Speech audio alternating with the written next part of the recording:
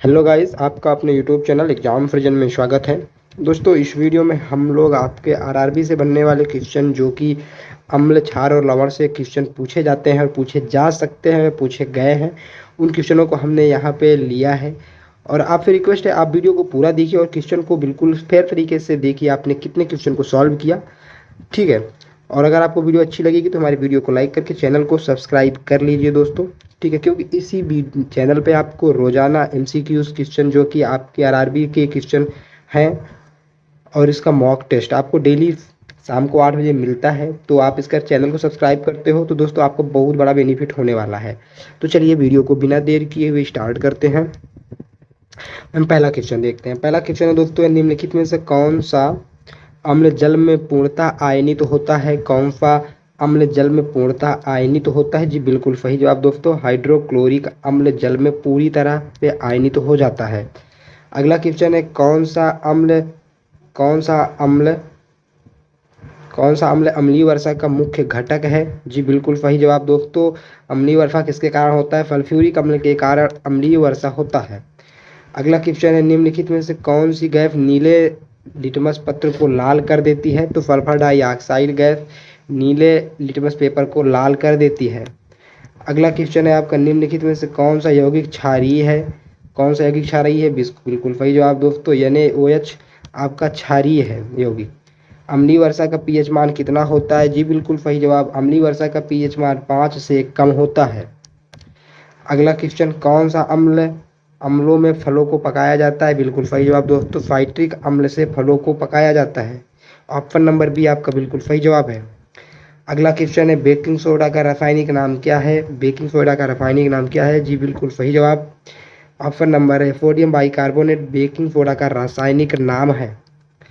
अगला क्वेश्चन है, कौन सा अम्ल सिरके में पाया जाता है? कौन सा अम्ल सिरके में पाया जाता है? जी बिल्कुल सही जवाब, एसिटिक अम्ल आपका सिरके में पाया जाता है। ऑप्शन नंबर सी आपका बिल्कुल सही जवाब हो जाएगा, ऑप्शन नंबर सी आपका बिल्कुल सही जवाब। अगला क्वेश्चन है, नींबू में किस प्रकार का अम्ल पाया जाता है? जी बिल्कुल सही जवाब दोस्तों, नींबू में सिरके का अम्ल पाया जाता है, साइट्रिक अम्ल। ऑप्शन नंबर सी आपका बिल्कुल सही जवाब रहेगा। अगला क्वेश्चन है, निम्नलिखित में से कौन सा लवण है? निम्नलिखित में से बिल्कुल सही जवाब दोस्तों, NaCl आप दिए गए विकल्पों में लवण है। अगला क्वेश्चन है आपका, पोटेशियम हाइड्रोक्साइड का रासायनिक सूत्र क्या है? जी बिल्कुल सही जवाब दोस्तों, KOH आपका पोटेशियम हाइड्रोक्साइड का सूत्र है, KOH। ऑप्शन नंबर सी आपका बिल्कुल सही जवाब है। अगला क्वेश्चन है, जल में घुलनशील होने पर कौन सा लवण क्षारीय हो जाता है? जल में कौन सा ऐसा लवण है जो कि जल में घुलते क्षारीय हो जाता है? बिल्कुल सही जवाब दोस्तों, Na2CO3। ओके। अगला क्वेश्चन है आपका, निम्नलिखित में से कौन सा अम्ल औद्योगिक रूप से हड्डियों को विघटित करने के लिए प्रयोग किया जाता है? बिल्कुल सही जवाब दोस्तों, फास्फोरिक अम्ल हड्डियों को विघटित करने के लिए प्रयोग किया जाता है। ओके। अगला क्वेश्चन है आपका, निम्नलिखित में से कौन सा लवण डिटर्जेंट में यूज किया जाता है? बिल्कुल सही जवाब दोस्तों, Na2CO3। ऑप्शन नंबर बी आपका बिल्कुल सही जवाब है। अगला क्वेश्चन है, चूना जल का रासायनिक नाम क्या है? चूना जल का रासायनिक नाम बिल्कुल सही जवाब दोस्तों, कैल्शियम हाइड्रोक्साइड है। क्या है? Calcium hydroxide. Option number C आपका बिल्कुल सही जवाब है। अगला क्वेश्चन है, निम्नलिखित में से कौन सी गैस अम्लीय है? बिल्कुल सही जवाब दोस्तों, CO2 गैस आपकी अम्लीय गैस है। अगला क्वेश्चन है, अम्लों के साथ धातुओं की प्रतिक्रिया से कौन सा गैस उत्पन्न होता है? धातुओं की प्रतिक्रिया से कौन सा गैस उत्पन्न होता है? जी बिल्कुल सही जवाब, हाइड्रोजन गैस उत्पन्न होता है। कौन सा गैस? हाइड्रोजन गैस उत्पन्न होता है। ऑप्शन नंबर सी आपका बिल्कुल सही जवाब है यहाँ पर।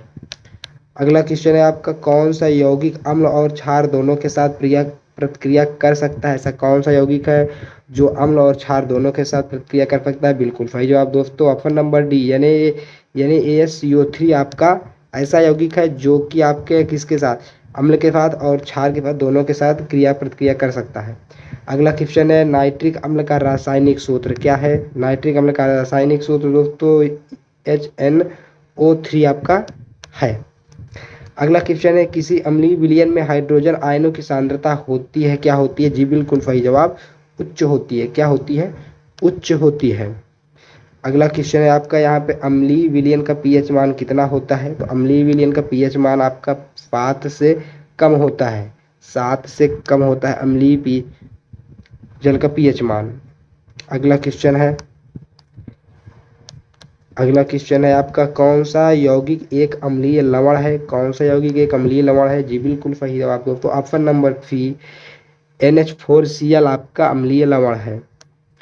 अगला क्वेश्चन है, निम्नलिखित में से कौन सा क्षार अपच के उपचार में यूज किया जाता है? कौन सा क्षार? बिल्कुल सही जवाब दोस्तों आपका NaHCO3 आपका अपच के केस में यूज किया जाता है।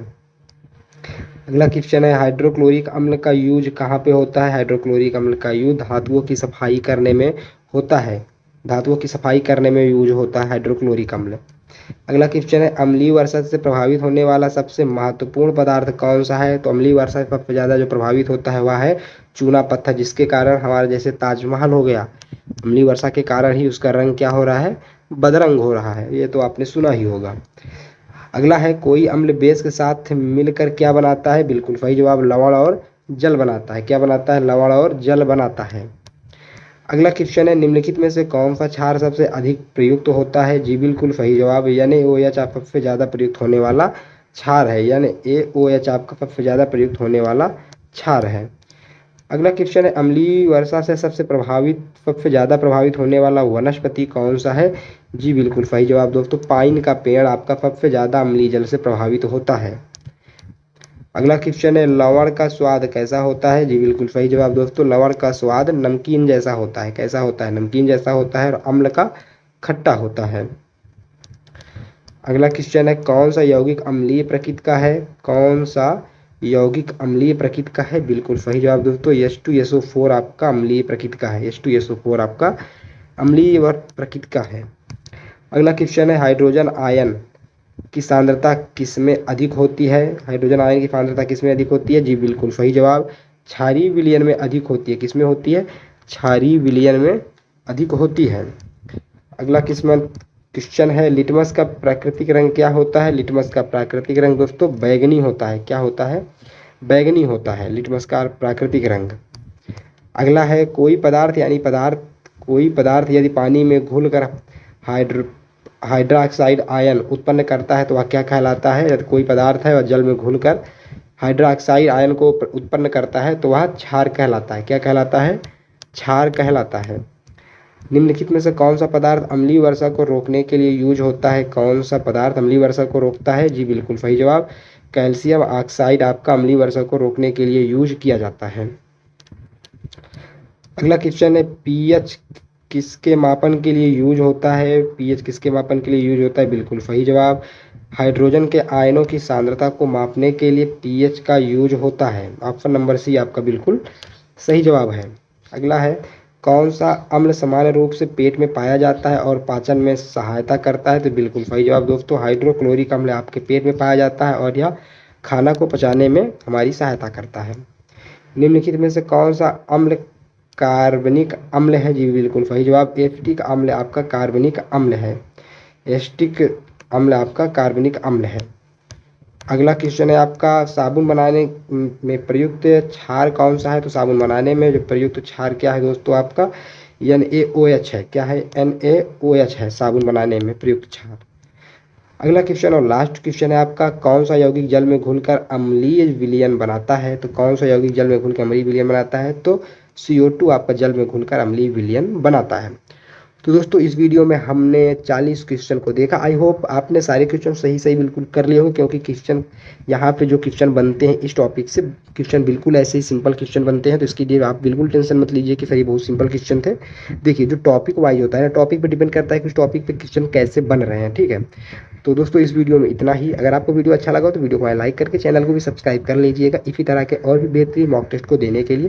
तो हम लोग मिलते हैं नेक्स्ट वीडियो में, तब तक के लिए दोस्तों बाय बाय।